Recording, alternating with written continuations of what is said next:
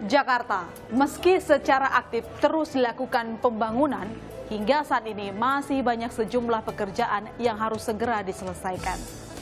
Dari segi ekonomi, pertumbuhan ekonomi Jakarta sebenarnya berada di atas rata-rata pertumbuhan ekonomi nasional, tumbuh 5,75% sepanjang Juli sampai September 2016.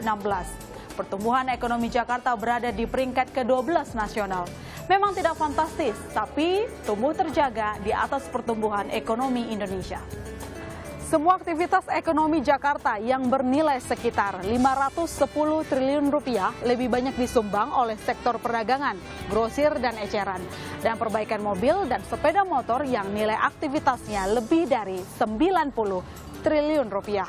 Di sini pekerja rumah pemerintah daerah yang pertama, menjaga kondisi Jakarta tetap kondusif, bebas dari aksi-aksi turun ke jalan yang bisa membuat masyarakat takut untuk keluar rumah dan berbelanja, seperti yang terjadi di akhir tahun lalu. Pembangunan infrastruktur yang agresif dalam 2 tahun terakhir sepertinya cukup manjur mengurangi jumlah penduduk miskin. Per September 2016 lalu ada sekitar 385.000 warga miskin Jakarta, atau 1 dari 30 penduduk Jakarta masih miskin, dengan pengeluaran sekitar 520.000 per bulan. Jumlah warga miskin Jakarta sebenarnya sedikit membaik ketimbang tahun 2015. Tapi yang harus jadi perhatian di luar jumlah warga miskin Jakarta adalah kenapa mereka jatuh miskin. Sebab pertama warga Jakarta jatuh miskin dari sisi harga makanan adalah naiknya harga beras. Sementara di luar faktor harga makanan, naiknya biaya properti, harga sewa, dan harga jual rumah, apartemen bisa membuat warga Jakarta jatuh miskin.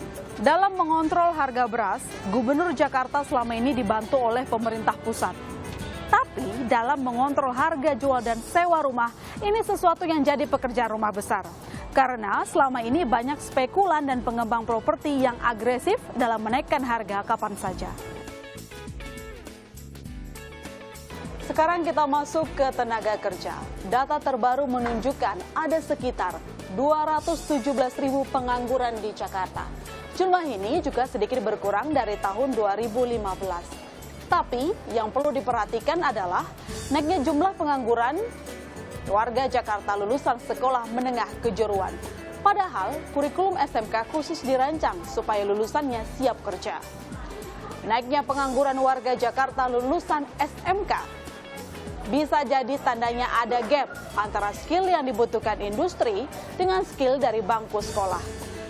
Pekerjaan rumah berikutnya mungkin yang paling sulit. Per tahun 2014 lalu, ada sekitar 1 juta rumah yang berdiri di sepanjang bantaran sungai di Jakarta.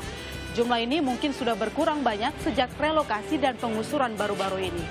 Tapi setelah relokasi, ada pekerjaan rumah baru. Kehidupan ekonomi sebagian warga Jakarta yang direlokasi kini terpuruk, apalagi mereka yang direlokasi ke rumah susun yang terpencil.